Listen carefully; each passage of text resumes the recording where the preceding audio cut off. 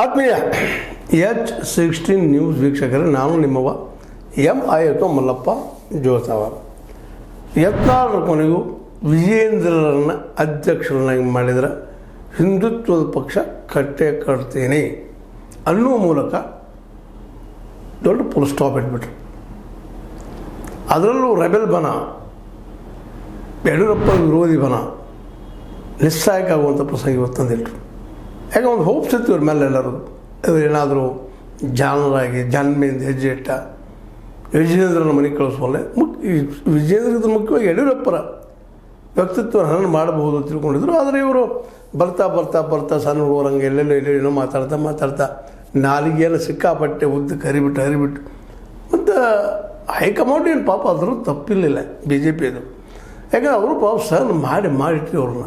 ಇವ್ರ ಮಾತುಗಳು ಕೇಳಿ ಅಲ್ಲಪ್ಪ ಸುಮ್ಮನಿರಪ್ಪ ಹೇಳಿ ಸಾಕಾಯ್ತು ಅವ್ರಿಗೆ, ಕೇಳಲಿಲ್ಲ. ಕೊನೆಗೆ ಅನಿವಾರ್ಯವಾಗಿ ಹೈಕಮಾಂಡ್ ಇವ್ರನ್ನ ಉಚ್ಚಾಟನೆ ಮಾಡಿತು.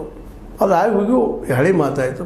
ಹೋಗಿಲ್ಲ ಉಚ್ಚಾಟನೆ ಅನ್ನೋದು ಇವ್ರ ಮಿತ್ರರು ಹೇಳಿದ್ರು ಇವ್ರಿಗೆ, ಇಲ್ಲರಿ ಇನ್ನರಿ ಮೌನ ಇರ್ರಿಪ್ಪ, ನೀವು ವಿರುದ್ಧ ಮಾತಾಡಬೇಡಿ ಅಂದ್ರೆ ಮರಳಿ ತೊಗೊಳ್ತೀವಿ ನಿಮ್ಮ ಪಾರ್ಟಿಗೆ ಅಂತಂದ್ರೆ ಅದಕ್ಕೂ ಆಸ್ಪತ್ರೆ ಕೊಡಲಿಲ್ಲ.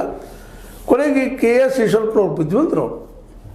ಅವರು ಯಡಿಯೂರಪ್ಪರ ಗರಡಿಯೊಳಗೆ ಬೆಳೆದವರು, ಜೊತೆಯಾಗಿ ಬೆಳೆದವರು. ಅವ್ರಿಗೆ ಗೊತ್ತದ ಸ್ವಂತ ಪಕ್ಷ ಕಟ್ಟೋದು ಎಷ್ಟು ಕಷ್ಟ ಅದ ಅಂತೇಳಿ.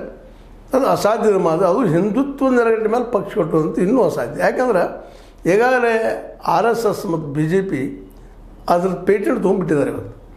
ಉಳಿದವ್ರು ಯಾರುಗಳಿಂದ ಹಿಂದುತ್ವವಾದ ಮಾಡಿದರೆ ಯಾರೂ ನಂಬುವುದಿಲ್ಲ ಅವರನ್ನು. ಆ ಪರಿಸ್ಥಿತಿ ಇದ್ದಾಗ ಇನ್ನು ನಮ್ಮ ಯತ್ನಾಳರು, ನಮ್ಮ KS ಈಶ್ವರಪ್ಪನವರು ಹಿಂದುತ್ವವನ್ನು ತಗೊಂಡು ಪಕ್ಷ ಕಟ್ಟಿ ಆಯ್ಕೆ ಆಗೋದು, ಆ ಪಕ್ಷ ಇರ್ಬೇಕಾದ್ರೆ ಖರ್ಚು ಎಷ್ಟು ಬರ್ತದೆ, ದುಡ್ಡಿಂದ ಏನು